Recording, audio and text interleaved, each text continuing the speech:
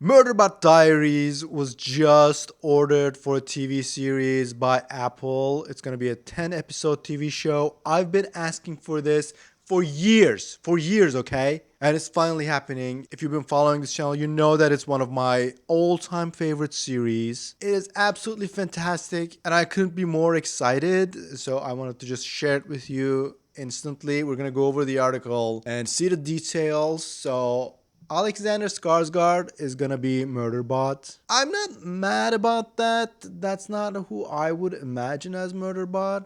I would imagine someone less masculine, definitely, because androgyny is like a huge part of Murderbot, right? Although I do understand that it needs to be imposing. It is a security unit. I think Alexander Skarsgård looks the part in that respect. Also, he's a little bit on the older side, I would say. I think he's close to 50 now, and I wouldn't imagine Murderbot to be more like 20s or 30s. I would not imagine it to be close to 50s. Another thing is Murderbot definitely needs to be funny. It's a huge part of its character. I don't think I've seen him in anything where he was funny.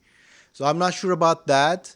If you don't know what Murderbot is about, it's basically a cyberpunk sci-fi adventure in the future, and Murderbot is a security unit robot who turned off its governing module so it can act independently. So normally security units are bound by the corpo rules. They're like rented out for various expeditions, etc. And Murderbot is not like that. It acts independently.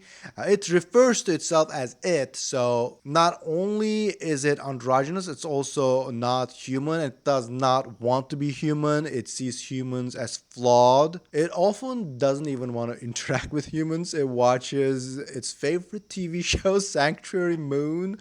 I am so excited to see scenes from Sanctuary Mode. This is gonna happen. That's gonna be like the highlight. I hope they like have like an entire episode where we're just seeing Sanctuary Moon episode. That would be amazing. Another concern I have is actually the writing team. It's Chris Weitz and Paul Weitz.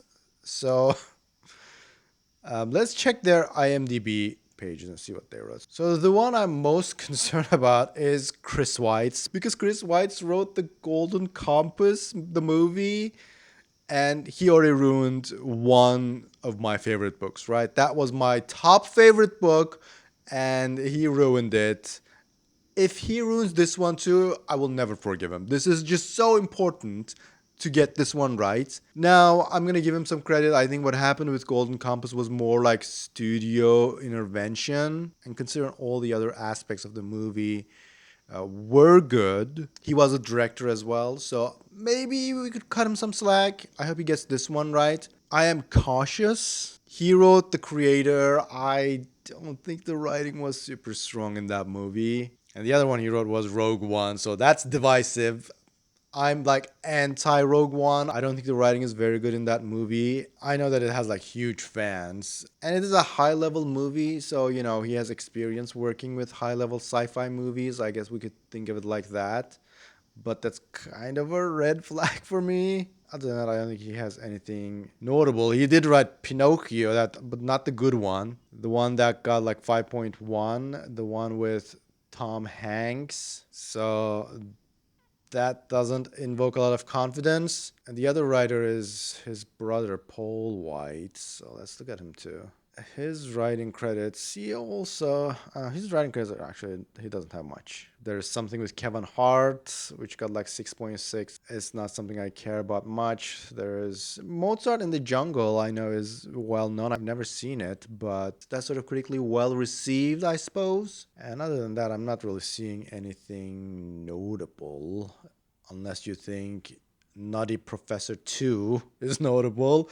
I don't know. I'm cautious. I hope they don't mess this up. This is too important. It's too important to get it right, okay?